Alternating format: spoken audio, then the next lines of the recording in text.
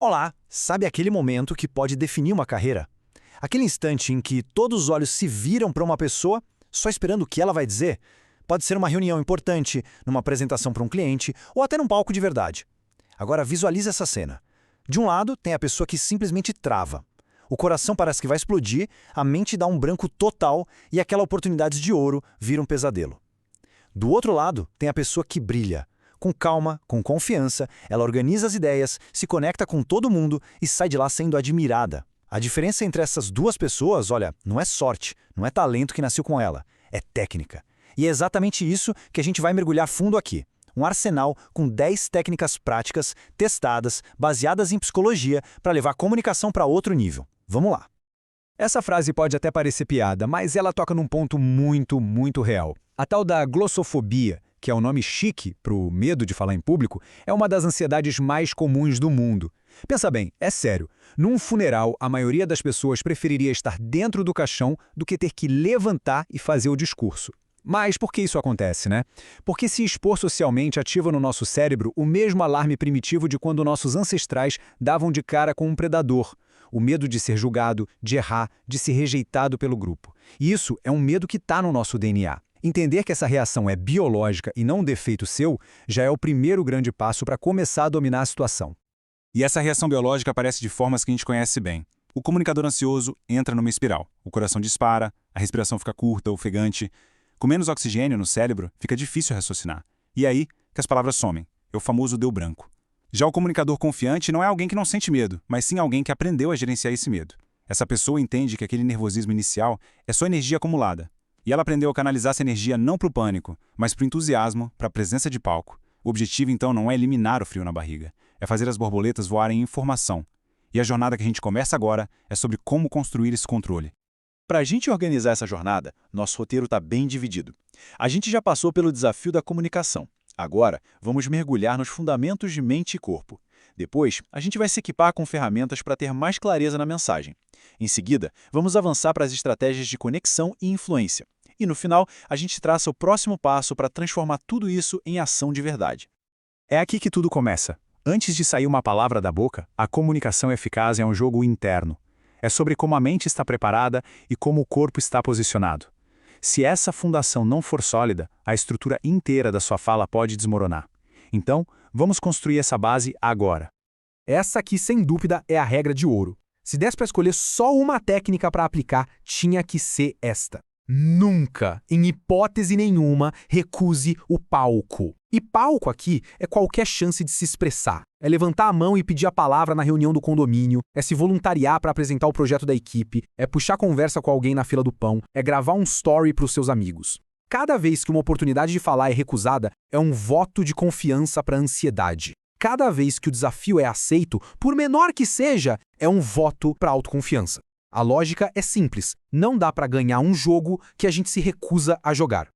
A mágica por trás de nunca recusar o palco tem nome: dessensibilização. Pense em aprender a dirigir. No começo, cada movimento é super calculado, o medo está ali, constante. Mas depois de fazer aquilo centenas de vezes, dirigir vira algo automático. Com a fala, é a mesma coisa. Ao se expor várias e várias vezes à situação de falar em público, o cérebro começa a reinterpretar o estímulo. O que antes ele lia como perigo de morte, aos poucos é reclassificado para é só isso de novo, situação normal. Essa exposição voluntária ensina para o nosso sistema nervoso que não tem um tigre na sala, e aquela resposta de pânico simplesmente para de ser ativada com tanta força.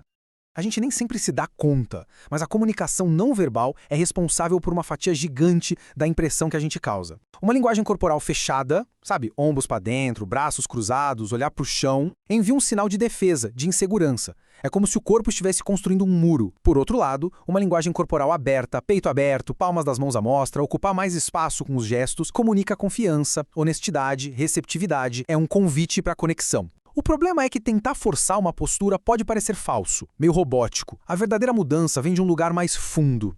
E aqui está o pulo do gato. Em vez de ficar pensando não posso cruzar os braços, pense em cultivar uma atitude interna. Antes de entrar numa sala, decida. Nessa conversa, minha intenção é ser a pessoa mais curiosa daqui.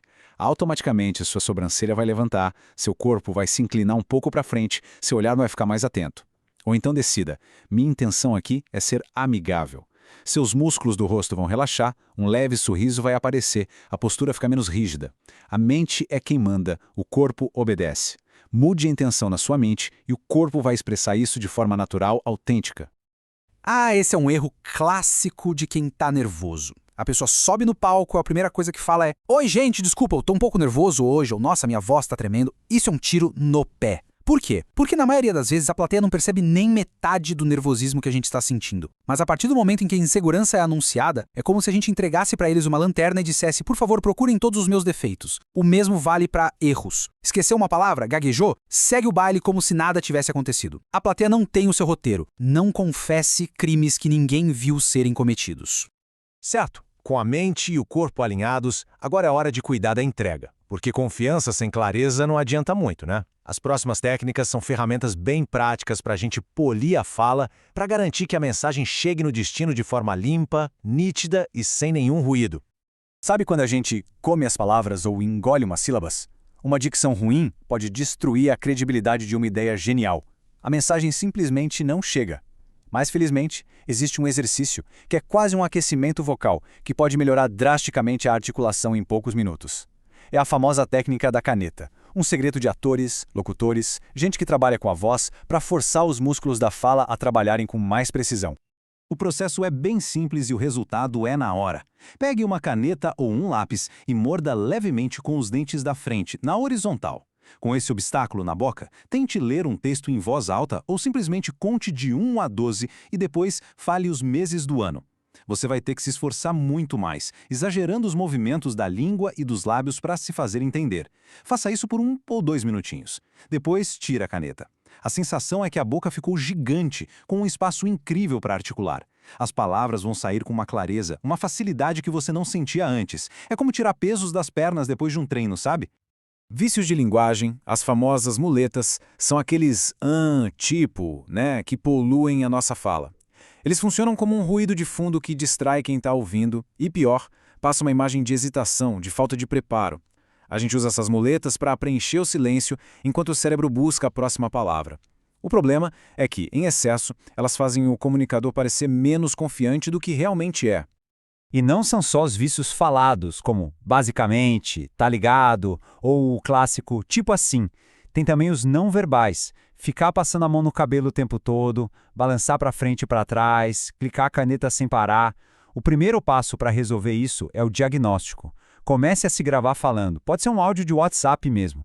Depois, ouça com atenção e anote quais são as suas muletas mais frequentes. Ter essa consciência já é 80% da batalha. Sozinho é bem difícil quebrar um hábito que está tão automático. A solução mais eficaz é terceirizar essa vigilância. Encontre uma pessoa de confiança, um colega de trabalho, um amigo, alguém da família e faça um pacto. Peça para essa pessoa te dar um sinal, discreto ou não, toda vez que você usar sua palavra muleta. Pode ser um toque no braço, um olhar combinado. No começo vai ser meio irritante, mas essa interrupção constante vai treinar seu cérebro a identificar o vício antes que ele saia da sua boca. E aí você vai poder substituí-lo por algo muito mais poderoso, uma pausa em silêncio. Ser prolixo é o pecado de usar 50 palavras quando 5 já resolveriam. É enrolar, dar voltas, encher a fala com coisa desnecessária que só serve para confundir e cansar quem ouve. No mundo de hoje, com a atenção valendo ouro, ser conciso não é só uma virtude, é uma questão de sobrevivência. Respeitar o tempo da sua audiência é a primeira grande prova de respeito.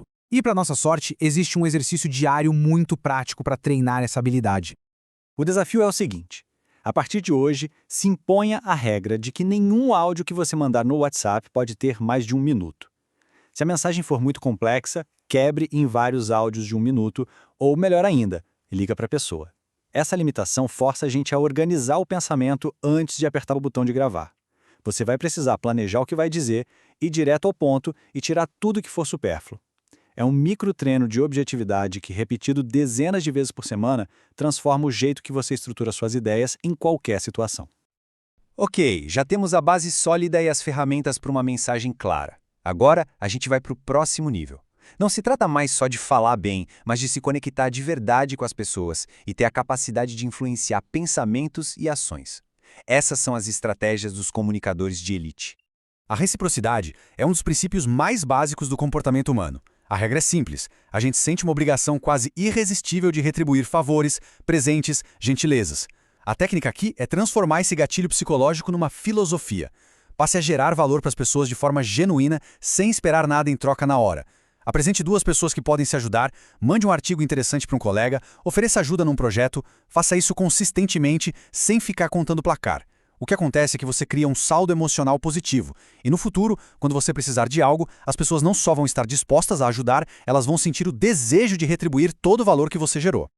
Fatos e dados falam com a nossa mente lógica, mas histórias... as histórias falam com a alma. Elas são a ferramenta de persuasão mais antiga e eficaz que existe. A neurociência até explica isso com o tal do acoplamento neural. Quando a gente ouve uma boa história, nossos cérebros literalmente sincronizam com o cérebro de quem está contando. A gente sente o que a outra pessoa sentiu. Então, em vez de dizer é importante ser resiliente, conte a história de uma vez que você falhou e deu a volta por cima. Crie o hábito de ser um colecionador de histórias, as suas, as dos outros, as dos livros. Organize-as na sua mente para ter sempre uma na manga para ilustrar qualquer ponto que você queira defender. As pessoas processam o mundo de jeitos diferentes. De forma bem simplificada, podemos pensar em 3 canais principais para receber informação. O visual, que é o que a gente vê, o auditivo, o que a gente ouve, e o sinestésico, que é o que a gente sente e faz. Comunicadores medianos geralmente usam só um canal, normalmente o preferido deles. Já os comunicadores excepcionais se esforçam para ativar os 3 canais da mensagem, tornando-a muito mais rica, memorável e acessível para todo tipo de gente. Agora, vamos ver como isso funciona na prática. Para o canal visual, use slides com impacto, gesticule para desenhar as ideias no ar, faça expressões faciais que combinem com a mensagem. Para o auditivo, modula sua voz, fale mais rápido para gerar animação, mais devagar para dar ênfase, faça pausas dramáticas. O tom da sua voz é a trilha sonora da sua fala. E para o sinestésico, envolva as pessoas. Faça perguntas, peça para levantarem as mãos, use palavras que evocam sensações, tipo, imagine o peso dessa decisão. Chame por uma ação clara, clique no link. Uma comunicação que engaja os 3 canais é uma experiência 3D e não um filme mudo em preto e branco.